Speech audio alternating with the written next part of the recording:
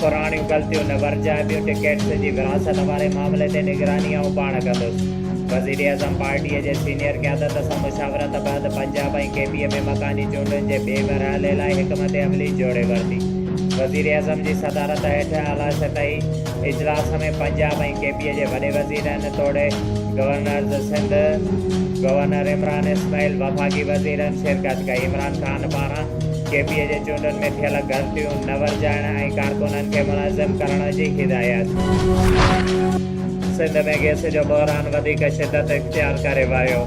कराची, हैदराबाद, लाड़कानो, सखर, मीरपुर ख़ास ऐं शहीद बेनज़ीराबाद डिवीज़न जे मुख़्तलिफ़ इलाइक़नि में गैस बहरान सबबि अवाम लाइ ॿ वेला मानी पचाइण बि ॾुखियो थी वियो। सूबे जूं सनअतूं बि मुतासिर।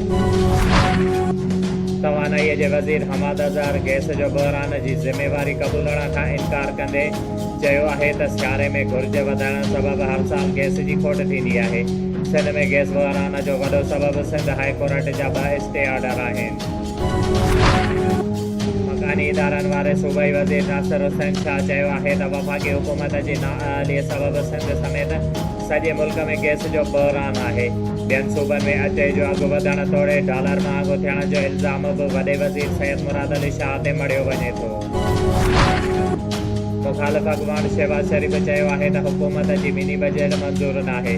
उहो पार्लियामानी मेंबर्स जो बि इम्तिहान आहे। उमेद आहे त हुकूमत जा बाज़मीर मेंबर्स जुरतमंदाणो स्टैंड वठंदा, इतिहादी बि हिमत खां कमु वठनि ऐं हुकूमत ख़िलाफ़ हक़ जो कलमो पढ़नि।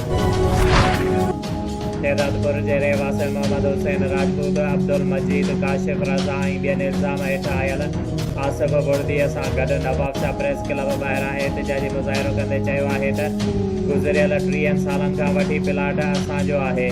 जॾहिं त आकिल कलोड़ो उते गैर क़ानूनी घर ठाराए कब्ज़ो करे वेठल आहे। हुननि चयो त आकिल कलोड़े वारा आसिफ बुर्दीअ ते ग़लति ऐं बेबुनियाद इल्ज़ाम हणी रहिया आहिनि, जिन में का बि सदाकत नाहे। हुननि चयो त धुर ब्लैकमेलर आहे ऐं असांजे ख़िलाफ़ मीडिया में बयानु ॾेई असांखे ब्लैकमेल करे रही आहे, जॾहिं त हुन जा सभु इल्ज़ाम कूड़ा आहिनि। हुननि मुतालबो कयो आहे त असांजे प्लाट ते कब्ज़ो कंदड़ कलोड़ा बिरादरीअ जे मज़कूर माण्हुनि ख़िलाफ़ कार्रवाई करे असां सां इंसाफ़ कयो वञे।